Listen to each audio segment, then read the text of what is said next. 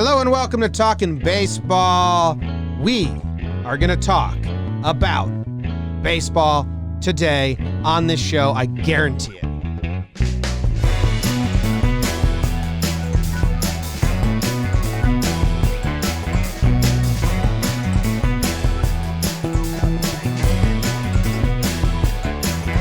Hello and welcome to Talkin' Baseball. Thank you very much for stopping by. The championship series are in full swing.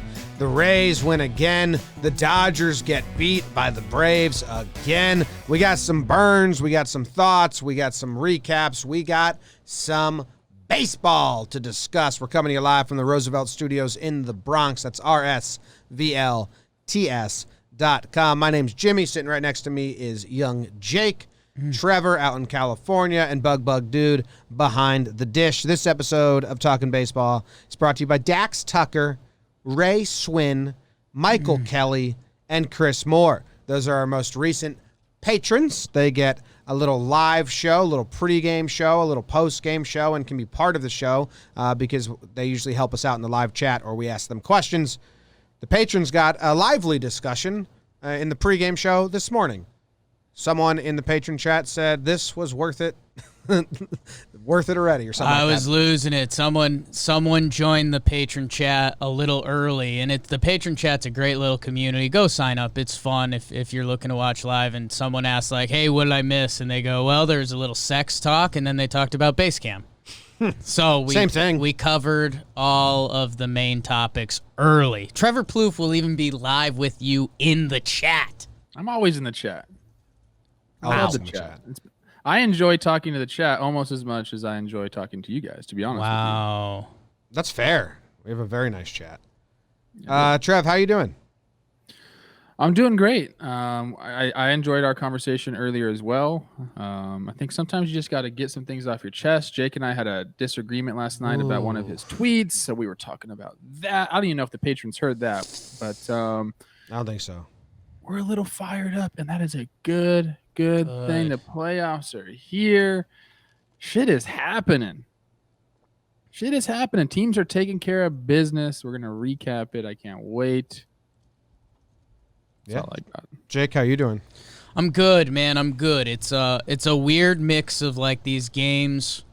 Like the Braves-Dodgers game wasn't great, but in the last inning, it's as good as a baseball game could get, pretty much.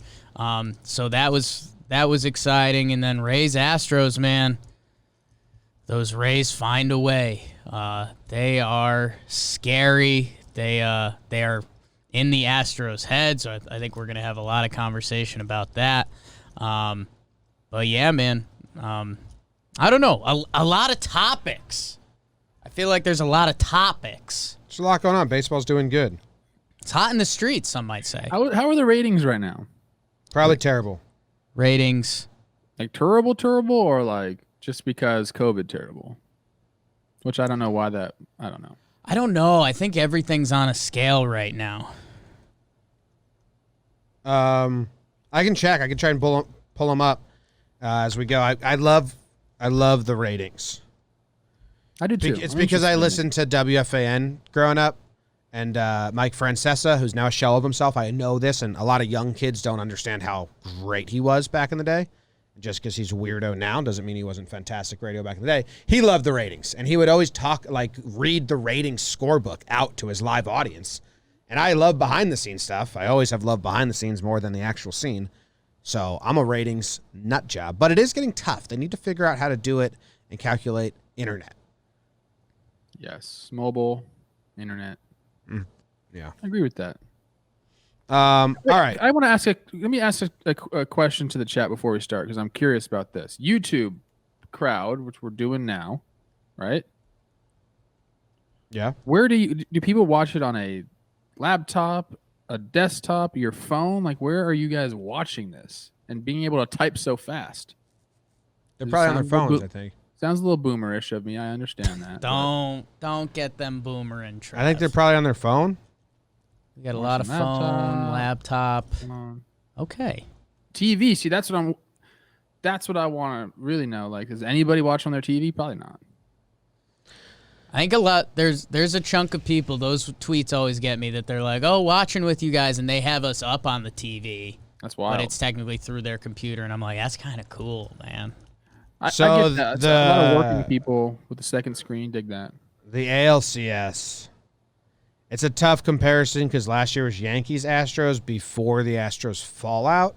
And now it's Rays. And it's not disrespectful for Rays fans, but they do not carry weight in ratings. It's just a fact. It's 66% down, the ALCS this year to last year. Wow. I mean, that's tough. That's ginormous. But I do think the Astros lost a bit of their following, who now is like, I don't want to be part of that, or there's too much ancillary stuff there, and they lost the core, and they're bad. And the Rays just don't. They probably have the full force of what they can bring, and it's just not comparative to the Yankees. Which is not like an arrogant or rude thing to say, just stats. The lower ratings, like, it kind of is interesting to me because you have like the anti-woke crowd that's like says, oh, this is because we're not watching because of some of the like the racial justice stuff that has gone on in the pro sports world. And now it's like they look like they're getting justified, but I think it's just a coincidence. Like the Aubrey Huffs, like they think that they have done this, but I think it's just more of a coincidence, COVID related than anything. Yeah, well, right? Or like what? Like what's the deal? NLCS had good ratings, 4.2 million, still down, but only down 10%. The Rays are just really bad for ratings, man. They don't have any weight of a fan base to go. But they're playing really good baseball though. But like it's the way they're built. They're built for like a lot of pitchers and no star power. Can be really frustrating if you're the opposing team playing them. Oh, yeah. That even another team could tweet out something sympathetic to them. Such beef, so hot in the streets. The home opener between the Yankees and the Nationals had 4.10 million. That's pretty cool. That was the first game back. First of like game back everything, right? of everything. First like live sports. Yeah. My brother just sent me a video of the Tommy Pham thing. Should I look at it? I've seen it. It's not terrible. There's a fight, and then you see a guy walk in front of it who's got like blood on his shirt, and that's Tommy Pham. It's like a good amount of blood. What the fuck? Yeah, it's a fight outside of a strip club. Oh, there's sure. a video of it? Yeah. So Is it bad? You can't see I'm Tommy. this. He just cuts into the screen later, and like there's a lot of blood on his back. Oof. Like I've been stabbed amount of blood on his back. Oh shit. That sucks. All right. Well, I'll watch it, I guess, after post-show for the I've been there. Patriots. Just want to let everyone know that. Been to that strip club? I have a couple different times for bachelor parties. Who'd you stab? I've never stabbed anybody, but With anything? I hit close to home. Been there a couple times. Like I said, know the place pretty well. All right. Tommy Pham. All right. Well, we are Cron Pod, and they switched it up, and they gave the Braves and the Dodgers the first game today. So, are you ready, Jakey Burns? I am. All right. Let's burn game 1. Here we go. Jakey Burns, on your mark. Get set. Burn, Jakey Burns. Clayton Kershaw and the Dodgers scratched that back spasms and actually cat scratched that as it was Catterday with Tony Gonsolin versus Mr. Anderson as Ian and the Braves try to break the matrix and go up 2-0 on the Dodgers. Scoreless into the 4th. MV free, most ballingest player. 2-run yacker. A 4-run 5th blows it open for the Bravos. Is that bag Pache? First MLB RBI for the Rook. How about that? Freddie again with the RBI single, and then, oh no, Dodger fans, you've seen this before. Pedro Baez's House of Horror walks d'Arnaud for the RBI. Little monster Ozzie Albies with the deep sack fly. That could have done a lot more damage. Doppelganger Dansby stretches it out to 7-0 in the 7th. Braves had a rally brewing. Could have been a lot worse, and that would be important. Corey Seager later. A 3-run bomb makes it 7-3. I'll be your crying shoulder. Another Ozzy bomb makes it 8-3 to Melanson again in the bullpen special. Melanson sits down, and here comes Josh when the walls come tumbling down. Corey Seager with another RBI double. Max Muncy, that funky Muncy, 2-run homer. It's 8-6. Is there something brewing? No, Will Smith grounds out to second. Oh no, Ozzy botches it. Will Smith gets on board. We've got the tying run at the dish. Can Belly end his playoff nightmares? Triple down the line. He's running like Mark Wahlberg from, what was that movie, Jim? That was a good tweet. That was a great tweet. Belly, the tying run is on third. Melanson came in. It's 8-7.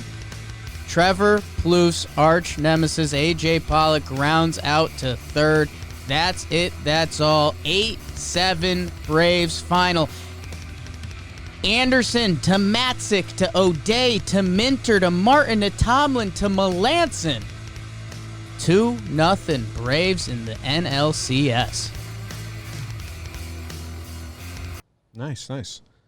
I didn't have to watch the game. I got it all right there. Oh yeah, that's the reason. I enjoy when we bring these to the Talkin' Baseball crowd in the postseason, because there's a lot of people that joined us during the regular season that haven't never heard them. The YouTube comments were good, a lot of compliments, but someone said that was awesome. He should do that for every game. So yeah. Just strap in for 2,430 of those. Yeah. All right. This is my life now. He already does. Jake does 162 for the Yankees. I agree. If they lose, it's a smaller effort. But if they win, they won 103 games in 2019. Jake just do every game, every 103. Day. Just do every game, every team. Every game, every team, every day. Yeah. Every game. About time. I agree with Sean Mueller in the chat. He says Pedro Baez's House of Horror is perfect. Yeah. Because that's how he feels around the bump. That is a sentiment shared with all of Los Angeles. Every time he comes in the game, people are on Twitter. My feed just goes, why is he in the game? What is going on?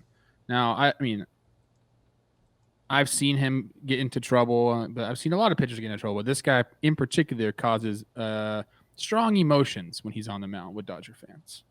And you can see why. He had a tough one yesterday. And I still think this is very much a series. I think we're going 7. Don't quit on these Dodgers. 7? Oh yeah, got to go 7 now, right? You don't have to. They could still go 6 technically. But either way, we're getting ahead of ourselves. That's the other series. If this Dodgers thing doesn't work out this year, I mean, Pedro Baez, he's been good. He's got 7 years in the league, a 3 flat ERA, more strikeouts than innings pitched. I think he's a reverse splits guy. I think he's disgusting against lefties. You're going to start talking change of scenery type stuff because, again, if you're a Dodgers fan, you don't want to see him out there. And at a certain point for Pedro Baez, you can't be out there in a Dodgers uniform in these situations because, man, they've just seen a lot of bad experiences out there. His numbers versus lefties are insane this season. Wasn't it like a 3.69 OPS or something like that? 2.82 OPS versus lefties this year. I mean, I don't think I've ever looked at his numbers. His numbers are good. Yeah, man. It's just when you play on a team like the Dodgers, when everything comes down to the postseason, and you pitch in impactful moments, those memories stick out. Dude, I'm telling you, these people go nuts when he goes in. This guy's a good pitcher. A career 131 ERA plus. Bullpen consistently. Bullpen stats are really hard. Bullpen ERA to me is that blows in one ear and out the other. I mean, you want a guy, especially in the playoffs, that can hold inherited runners and that can get quick outs. That's why if you have a bullpen arm that's not a big strikeout arm, I'm kind of not in on it. And versus righties, I don't think he's a big strikeout guy at all. Well, he's dipped in his strikeouts, but he's still career a 9 per 9, so 1 an inning, and he's got his whip is pretty good. I kind of look at that for relievers as well. You don't want to put runners on base. If things don't work out for the Dodgers, it's just like a change of scenery thing. Yes, you're good, and we use you, but we need to swap in someone else who's good because we can't do this anymore. Yeah, I was expecting something completely different than that. And hey, bounce back, Pedro Baez. A lot of playoffs left. Hey, but here's this. Whenever I go to a relievers page, Trev, I go to inherited runners and inherited runners stranded because that doesn't show up in ERA. He would 100%. He inherited 3 this season and he stranded all of them, so that's good. Sure. Bang. Interesting. I got to talk to my buddies about this because and there's one LA sports writer in particular that writes for the Times that like he can't. Like he Pedro Baez and he's like, I'm turning the TV off. Sources. There is like a vibe factor. Yeah. Like even if the team is like, whoa. And players are human. Like what the fans feel, the players usually feel. In some type of way, it might be a little more muted or whatever, but like, there's guys in that bullpen that were like, fucking Baez is in. Yeah, I tell you guys that about Colomé. That's the kind of reliever he is. He it's not a bad comp. It's not a clean inning ever. I like that. You look at his numbers; they're also really good. So, actually, Pedro Baez's numbers are much better than Colomé's. All right, so Anderson Gonsolin. Gonsolin does the spot start. He's cruising, looking real nice. Freddie gets him, and that's obvious. I mean, I think he's this year's MVP. Back-to-back games, jumping a homer in this series. He looks really good. Anderson, man, 4 innings pitched, 1 hit, 5 walks, not a lot of contact. I think he's setting like earned run records for rookies in the playoffs or whatever it is. Unbelievable, and a hell of a job by Matzik, 2 innings, shutty. A guy that had the yips for a little bit. Big conversation around baseball now. Really cool comeback story from him. Go check that out if you haven't seen it. And yeah, I mean, just that 5th inning for the Braves. 4 runs. Pache, first career RBI double. Freddie again. And then, again, it could have been ugly. Albies hits that ball to center. Belly makes the nice catch on it. And then Dodgers come back. I don't know. What were you boys seeing? Hey, that belly catch was really nice. And I tweeted it out because I'm just tweeting out highlights or anything I find funny from games. And I got so many people like, scoreboard, didn't matter. Oh, where are the Yankees at? Like, well, it's a really nice catch. That's all I'm saying. But it did matter. Or it almost came very close to mattering. If Ozzie clears the bases there, the pitchers that get used are so different. The Braves now had to use Melanson. They had to use some of their better pitchers. And if Ozzie clears them there, what do they go up? I mean, big. Like that clears the bases, right? Like things are ugly. Yeah. So small victories, even though you were down by a lot, that catch still saved the path of the rest of the game, and the Dodgers almost came back. I know that means nothing because they're down 2-0, and the Braves fans are saying, dude, that doesn't matter. But you get to see Melanson again, 2nd day in a row. I don't think that happened. So it was a really nice catch. But the Braves just smash, man. Yeah, their offense has been great. Looking at the box score and then looking at the time of the game, I mean, we had 12 strikeouts for the Braves, 11 for the Dodgers, a zillion walks in the game, a 4-hour, 12-minute game. Yeah. That is, that's something that you need to watch, too. These guys coming in, walking guys, more pitches, more innings for everybody. I think we're going to obviously see Melanson probably take the day.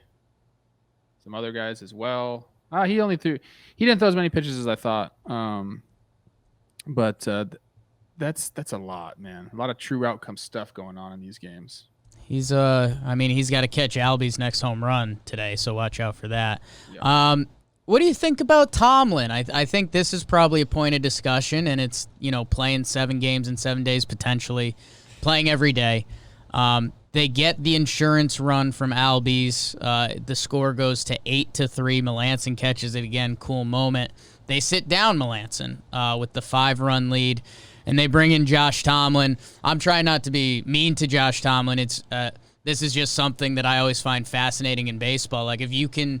Josh Tomlin's basically stayed around a certain level of baseball his whole career. 11 seasons, a 4.69 ERA. You just keep landing in kind of that last pitcher on the team role, and you keep twirling it. Amazing facial hair. But he does rock that well. A lot of guys wouldn't be able to rock it. Yeah, he rocks it pretty like naturally. Garrett Richards, your boy, Trev. He was trying to rock similar facial hair. Is awful looking. I didn't mind his. I thought it was okay. He got roped into the San Diego thing a little bit. He looked like Wyatt Earp. Exciting there this Someone year. said Kurt Russell and Wyatt Earp, and it was very true. Ooh. I think he's a pretty good-looking guy. And I mean, this is the kind of the question and probably what that horrible question in the press conference was asking. I mean, Tomlin comes in, they knock him around. Do they quote unquote spark the Dodgers? They give him a scare. They were a swing away there from having, not close to an all-time collapse. They were up 7-0 in this game. Is it too much hindsight's 2020? Is it because bringing Tomlin into this game? I'm all for it. I don't know if it happens if there are off days. If this is game 3 and you just came off an off day and you got 3 in a row and then you have another off day, maybe not. Maybe you just go to Melanson right away and you don't see the back end guys get it. But because of the situation they're in, they may be in for a long haul. Try to sneak some outs with Tomlin. You're up 5, and worst case, the Dodgers put a rally together, and then you bring in Melanson. The Albies error hurts more than anything with Melanson. He was like 1 pitch and out if that play is made. I'm totally fine with bringing Tomlin in there. If he gets the job done, it's like, hey, you saved Melanson. But it's also a little tiny, small victory for the Dodgers that they said, hey, okay, well, we'll just knock him around and make you use your good guy anyway. But I think it's fine. I was fine with it. I thought Melanson threw more pitches yesterday. He threw 7 yesterday and 9 today, or vice versa. Vice versa. So he's ready to go. I mean, getting him up, sitting him down, getting him up, like maybe they're thinking about. Actually, no. He's ready to go tonight. With those small pitch counts, he's ready to go. It doesn't really matter. I agree with bringing Tomlin in to try to save the back end of your bullpen, save some pitches for them, but 9 pitches, 7 pitches, he's fine. I guess here's my thing. Shane Green hasn't been used yet in this series. He's a guy with closing experience. Like, this is still a playoff game, and you're up 5 to the Dodgers, who you've kept in check. Like, I don't know. I think Tomlin is clearly the last guy in your bullpen. I would have liked to see them go Shane Green, and then you can introduce him to the series. You don't have to burn Melanson again, probably. I don't know. I just think going Tomlin, you guys a little BABIP luck away from, a nightmare. Maybe take him out earlier. Give him a little. What did Tomlin go? What was his order of events there? Let me see. He goes strikeout, single, double. Maybe take him after strikeout, after the double, but then you're going to have Melanson up anyway. Yeah. And then that doesn't make sense because if you're taking him out after 3 batters, that means you had someone warming up from the jump, and then if you have someone warming up from the jump, just bring him in. Then he gets the strikeout, so now he's an out away. So you're like, okay, 1 more out, and then Muncy takes him deep, and then it's like, fuck, okay, have to change. I get it. I get what you're saying. It could have went south, and you do have Shane Green. I don't know what's up with him. I don't know if we don't know. Is Norm in the chat? Norm in the chat. Do we have Shane Green's only been used twice, once in the wild card, once in the DS, and he's only thrown 1.1 innings. Maybe he's like nursing something that we don't know about. Again, I don't know, but that would be my only. That happened with the Yankees with Zach Britton. They didn't use him in 18, and we were like, where the hell's Britton? And then as soon as the series ended, they're like, he's hurt. So we can use him. Yeah. Wins for the Dodgers. You get the late rally. Everyone in the lineup gets a hit, so you're probably feeling pretty okay about that. And yeah, you're thinking your bats are sparked. We'll see what they look like today. Braves, a lot of big numbers in the box score. Obviously, Freddie, Albies, Dansby, Markakis with 2 hits. So a lot of guys feeling good on both these teams right now. And then you referenced the question, and it is one of the storylines going on around this. So let's just play it for anyone who might have not heard the Melanson exchange and the question posed in the postgame. Here we go. Mark, can you look at this as, you guys almost blew the entire league, but can you look at it as, hey, we survived, and that's all the postseason's about. You showed something there in the end by, against a team like that. You're up 2-0 now. However you got there. Can you take a positive out of it even though you blew most of that lead? You still up 2-0? We didn't blow a lead. I don't really understand your question.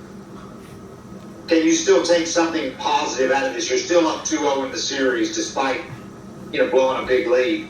Can you leave this thing feeling, good that you survived? this game?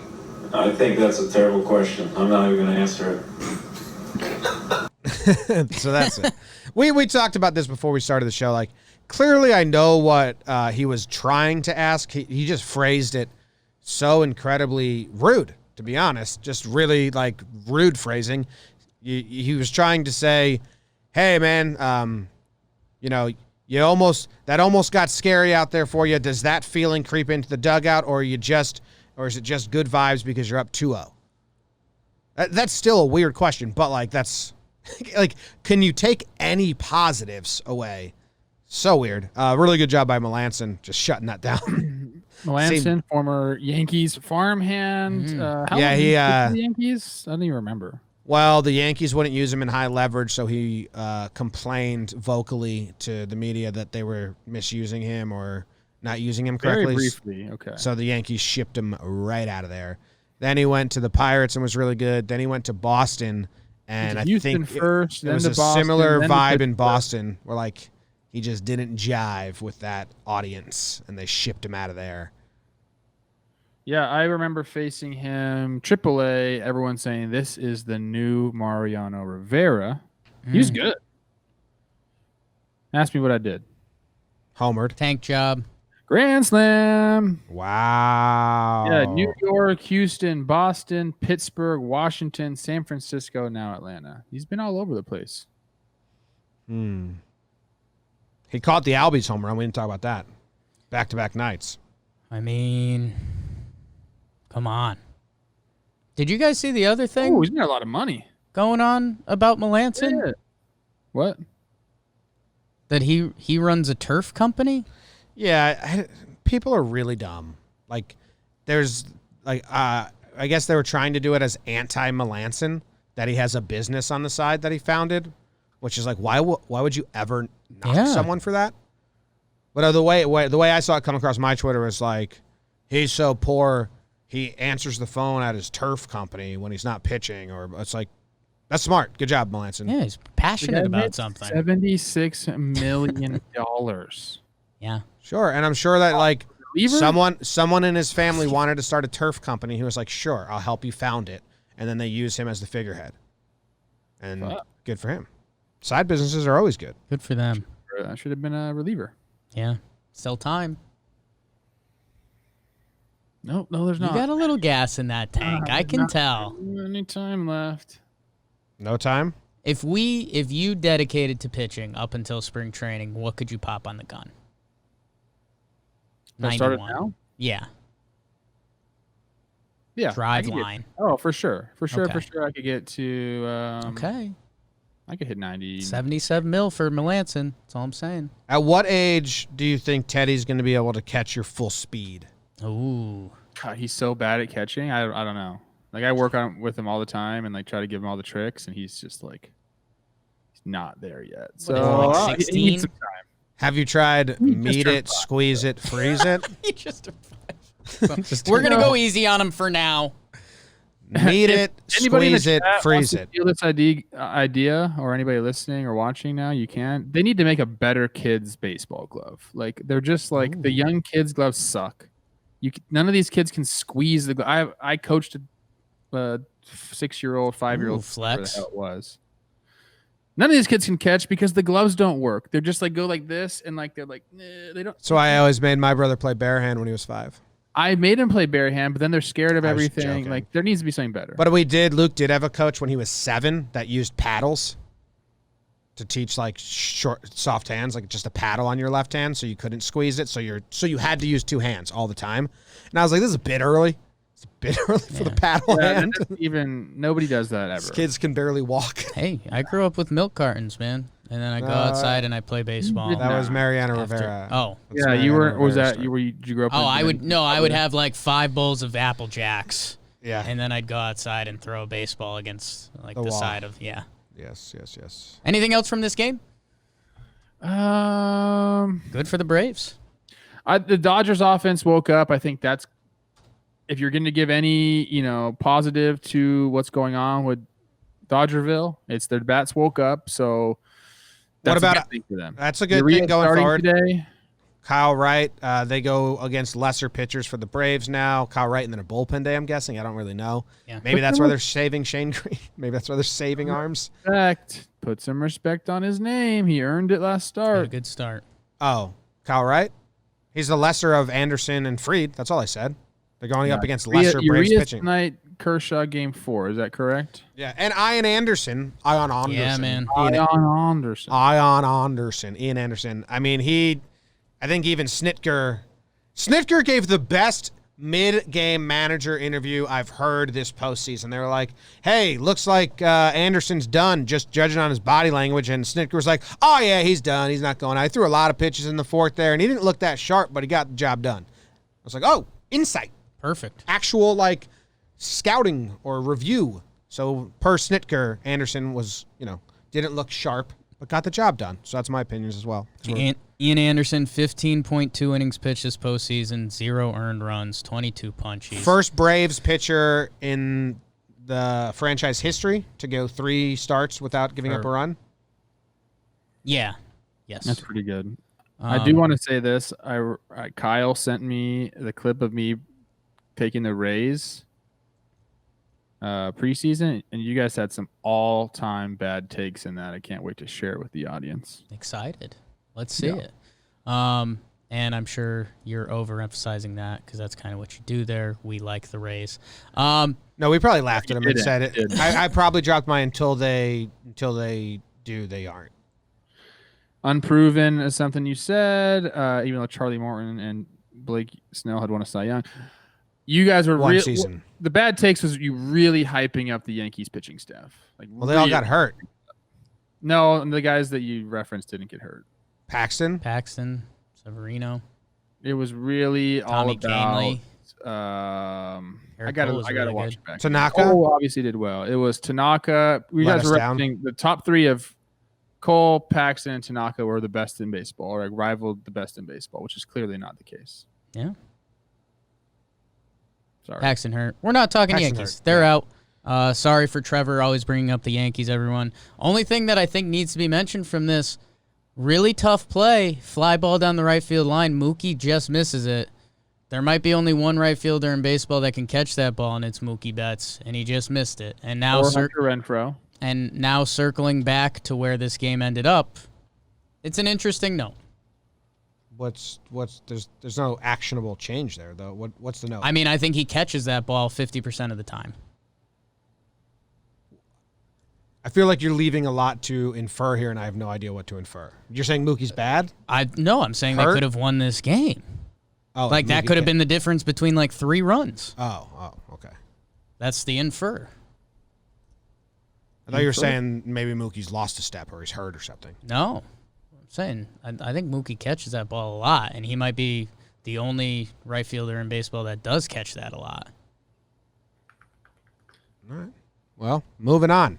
Rays-Astros. But before we do that, let me tell you a little bit about DraftKings. Week 5 of football is in the books, and now it's time to review the tape and get ready for Week 6. There's no better place to get in on all of the action than with DraftKings Sportsbook, America's top-rated sportsbook app. To add to the excitement of Week 6, DraftKings Sportsbook is giving back their can't-miss offer. If you haven't tried DraftKings Sportsbook yet, head to the App Store now because you don't want to miss this. DraftKings Sportsbook is giving all new users the chance to receive a sign-up bonus up to $1,000. On top of that great sign-up offer, DraftKings offers great odds boosts every Sunday to help you make it rain. Don't worry if football isn't for you. DraftKings is giving all you basketball fans a 200% profit boost on any basketball market once you sign up. DraftKings is safe, reliable, and secure, making it easy for you to deposit and withdraw your money at your convenience. Download the top-rated DraftKings Sportsbook app now and use promo code Jomboy when you sign up and get up to $1,000. That's code Jomboy to get a sign-up bonus up to $1,000 for a limited time, only at DraftKings Sportsbook. Must be 21 or older. New Jersey only. Bonus comprised of a first deposit and a first bet match, each up to $500. Deposit bonus requires 25 times playthrough. Restrictions apply. See DraftKings.com/sportsbook for details. Gambling problem? Call 1-800-GAMBLER. All right, Rays, Astros, Game 3. Let's burn it. On your mark, get set, and burn. Show me your cat. No, show me your kitty, Jose Urquidy in the Stros, and kind of a must-win versus your pirate friend. Yarbrough. Bottom one, Jose Altuve. Jose Altuve, 4 homers in 5 games for Hip Hip Jose. 1-0. It would stay that way till the 6th. Oh no, Jose. Throws one away to start the rally. Hi, I'm 12 years old from Sterling, Virginia. My favorite player is DJ LeMahieu. Little League star Joey Wendell with the big 2 RBI single, followed by an Anoli hit by pitch parade. RBI for Adames, and then the Hunter goes in for the kill. Renfroe with the bloop 2 RBI double. Professional hitter Michael Brantley goes solo dong, and the Astros have a rally forming in the 9th. Controversial check swing on Altuve. Brantley flies out. Wham, bam, thank you, ma'am. Rays go early. Settlers. Ryan Yarbrough to Peter Fairbanks. John Curtis to Ryan Thompson to Aaron Loop. And then they close with their new friend Diego Castillo. Rays win 5-2. They take a 3-0 lead in the series. Wowzers, Bowsers. They just catch everything. It's like hitting into a black hole. I mean, Bregman got again. Just catch everything. It's pretty nuts. It's pretty nuts. You mentioned this kind of yesterday. I forget if it was on the show or pregame show or later. It feels like they're playing a video game on setting. hard mode. Yeah. Like you have to beat this challenge to move on. And it's like, can you get it past the Rays defense? Yeah. That's what it feels like. Pro skater. Trev, you look pretty relaxed about all of it. Sorry. Lower back. You know, they were trusting the Astros were trusting a lot of young arms, and Presley's there. He's not that young. But then Anoli Paredes, still don't know if I'm saying that name right, steps up, and you know, after the wild card round and then the divisional round, we were like, oh, that's going to be the number 2 guy that Dusty's going to go to. Well, that failed. He did rather poorly. He comes in, goes single, bunt, ground out, hit by pitch, out. So the only out that he got was given to him on a bunt. Not good. No bueno. No bueno. This is, you know, I know what you guys are saying. The defense has shown up, but that's just the attitude. And I think Jimmy Rollins was referencing this after the game, talking about defensively how good they've been. And he's talking about how it is contagious. We talk about how offense is contagious. Defense is the same way. He said it looks like these guys are like, I want my chance to make a good play. Some of the, like we talk about, Hunter Renfroe made some incredible catches last night. Kevin Kiermaier, obviously out in center field, could do the thing. Joey Wendell has been playing really good third base. Choi's picking it at first base. But Willie Adames at short, man, when you watch that guy play, you need to be strong up the middle. To be a good baseball team, you got to be strong up the middle. And having Adames, what he can do at shortstop, and what Kiermaier can do, like that is the recipe for success. I think everybody feeds off of, you know, those 2 guys, and everyone wants to be a part of it. Adames, I mean, I'm gonna look up his. Yeah, I mean, he hasn't hit a lick, and they don't care. Go ahead, play your D, Willie, and get your hits when you can get them. It's one thing to see it happen for one game, but for them to continuously do it, that just takes the wind out of your sails. If you're the Astros, you're battling, and nothing can fall. You saw George Springer last night, or I guess it was daytime, whatever, but he was slamming his helmet down. That's just how frustrating it is to see that, man. Like, even if it wasn't a hard hit ball, you're like, that's a hit. Then all of a sudden it's not. And it really is deflating for an offense to see. They're playing out of their minds. I wanna say it was an Adames play, and they cut to the Astros bench, and like it was just like you guys, you could tell that they don't want to be frustrated because they know that's not going to help them at all. But you saw a couple guys just do the like, what do we got to do, man? Was it the Altuve when he threw Altuve out in the hole? Yes, it was. And Yandy Diaz over there. Oh my God. He's so big he can't even move, but he's just picking balls. I mean, that one pick was gross. That was awesome. So, he played it cool and just dropped the glove hammer on it. Oh, you my already God. know the runs are going to be at a premium because the Rays do have a great pitching staff. But then you mix in the shifts that have been working and then them just making some plays, and it's like, like you said, what do you got to do? And it seems like you got to hit a homer. Yeah.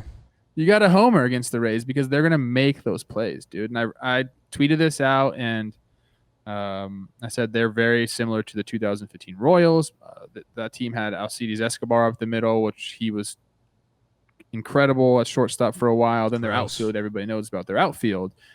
Moustakis was not happy that I tweeted that out. He says, nobody will ever be the 2015 Royals, Trev. And I said, well, I beg to differ. I think you guys are very similar. But yeah, the defense has showed up.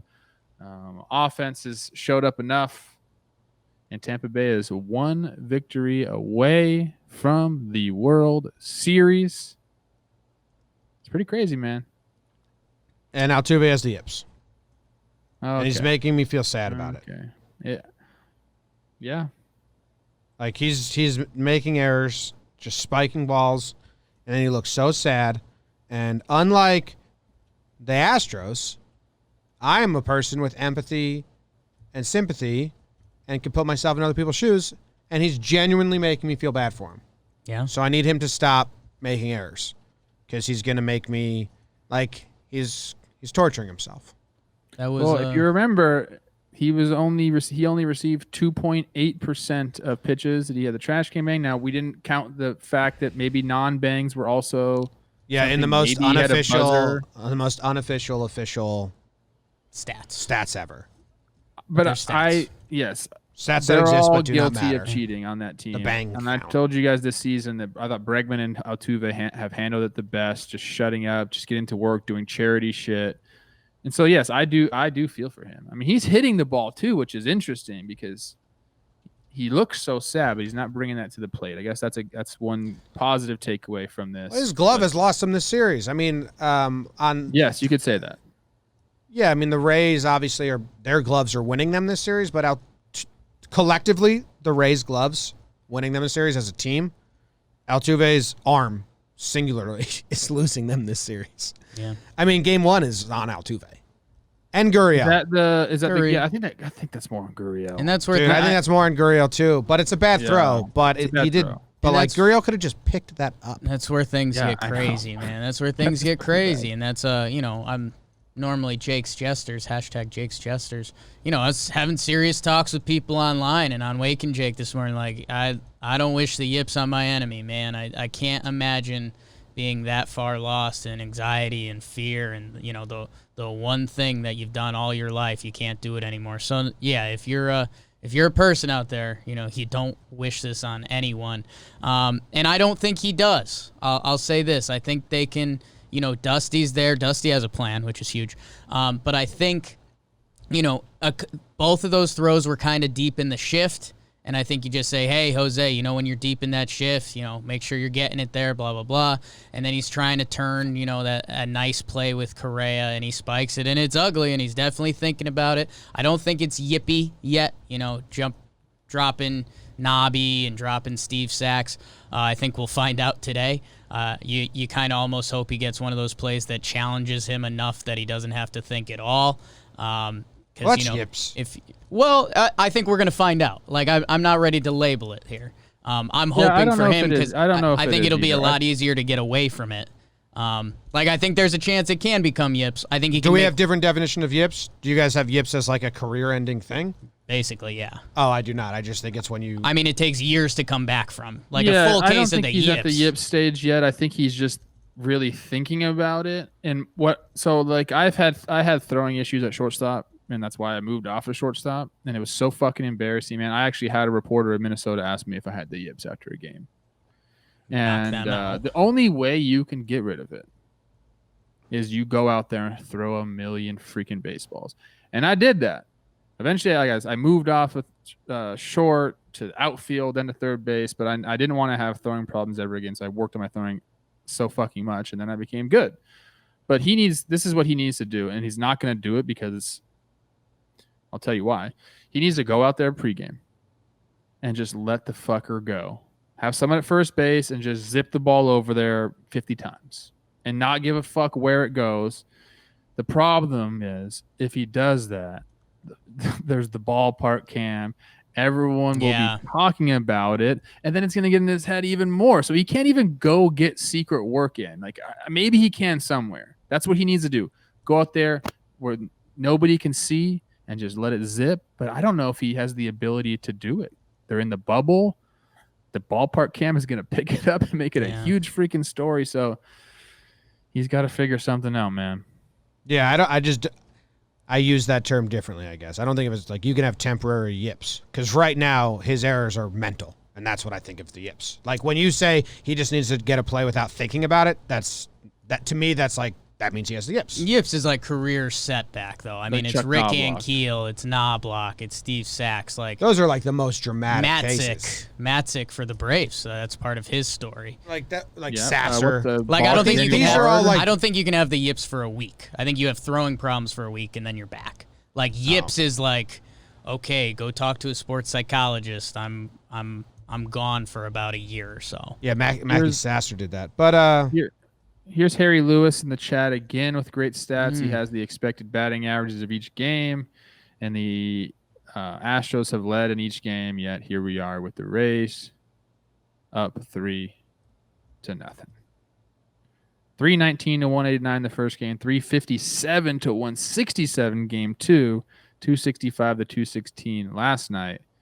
All Rays victories. A wise man once said, hit it where they ain't.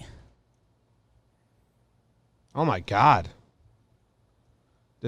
I was on the Wikipedia for the yips, reading it, and you guys are right. Like, it says have to change it. So what's the temporary yips? Because this is mental for Jose Altuve. Just you're making mental thinking about it too much. He's just he is on the Wikipedia, which is kind of fucked. Yeah.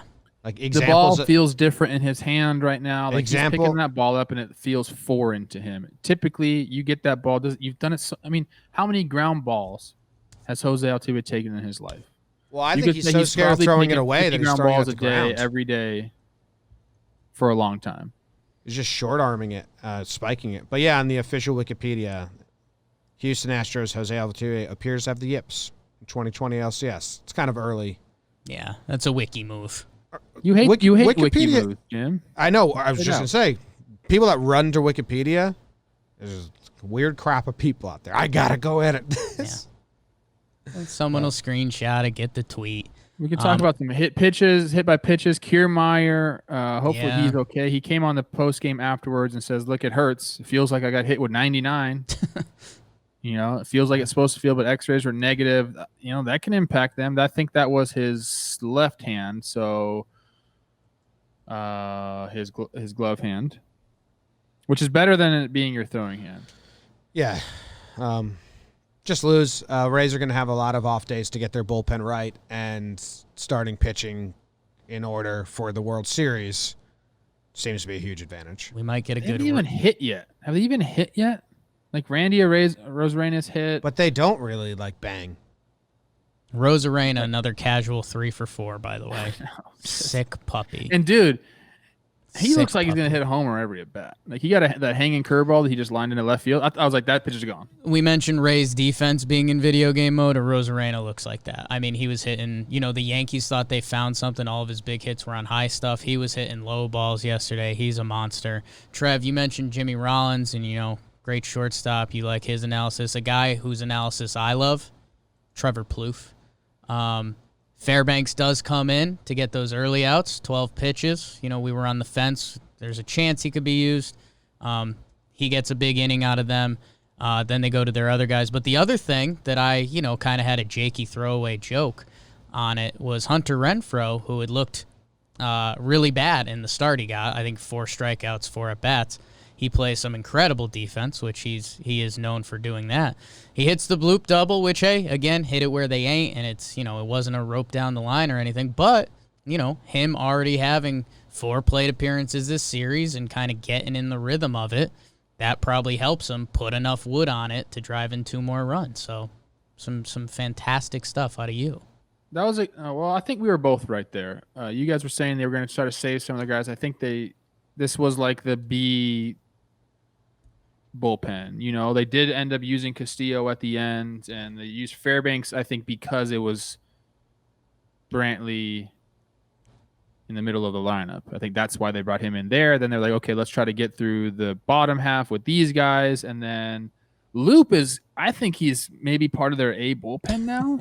They're sick. I hate the Rays. Right? I hate them. Like, he's coming in high leverage, and he's got this funk, and he's throwing 95 out of nowhere. And so I think I'm going to put him in like their guys now. Didn't get used in the Yankee series, right? Yeah. So That's the wild to me. Rays are just sick. They'll find the matchup. They will go to it. They'll exploit it. They're disgusting. They're monsters. Yeah. So, I mean, yeah. They brought came in Trev, you texted us about this. They brought in Thompson, the right-handed sidewinder, for Michael Brantley, which I didn't understand about that at all. I told you guys, I said, this is a bad matchup because lefties crush these guys, and sure as hell he just gets an easy base hit. and again, I didn't understand that one. I think that was Ray's full funny business. I'm thinking that Michael Brantley thought they'd never let him see Ryan Thompson this series, and then here he is seeing him. Who really knows? And, hey, shout out, we're mentioning all the bullpen. Ryan Yarborough, 5 innings pitched, 2 earned runs in a playoff game start. Yeah. Our friend against the Astros gets clipped by Altuve in the first, gets clipped by Brantley in the sixth. If there's 2 guys that are going to get you, those aren't bad names to do it. So hell of a start by him. Quentin in our chat, the resident Astros fan, the patron chat, says Curtis coming on and then him making a web gem was peak anger for me. Yeah. And that was like when I threw my hands up. When he did that, and then after that, did Adames make a play? There's another play after that one, and I just tweeted out, the Rays are gross. Yeah. The Rays are fucked up. They're just mean. And by the way, I mean, Houston, Hey, they're tying run on base in the 9th inning again. they did. Which, Joey again, that almost adds to it. Joey Wendell. It's almost an extra twist of the knife. First sack bunt Oh, my God. of the postseason Oh, goes my to Manny Margot, and he pops it up and then trips the catcher. Little contact. That was good. That's, again, when Incidental. stuff's just not going your way. It was incidental. It was incidental. It's funny. It's funny. Like, the no bunt crowd is, I don't really get it. Like, yes, I guess there are numbers that support not bunting, but I think I've always said there are times for it. I don't know if that was one of the times for it. I'm not saying that was one of the times for it, but just the fact that teams will think that you will do it at some point, like, I think is enough. Because you have to then defense it. So then you have to bring guys in and call a play and whatever. It changes things. And a lot of those, I don't expect them to do it again, but a lot of those percentages don't bring in skill sets too. Like, I think, if you could bunt and they had a rally going, if you could get second and third with one of your better contact guys coming up, I think I like the play there. But yeah, the numbers are out there, and anti-bunt, John Smoltz would be getting everybody out nowadays. Such an easy game. such an easy game. Okay, final segment of the day. Trevor makes his official picks for the Hank Aaron Award winner. The finalists just got announced. Trev in the American League, Jose Abreu, Jose Ramirez, Trout, Cruz, DJ, Brandon Lau, and Teoscar Hernandez. Who are you casting your ballot? Who are you voting for? What's the Hank Aaron Award? Best offensive season.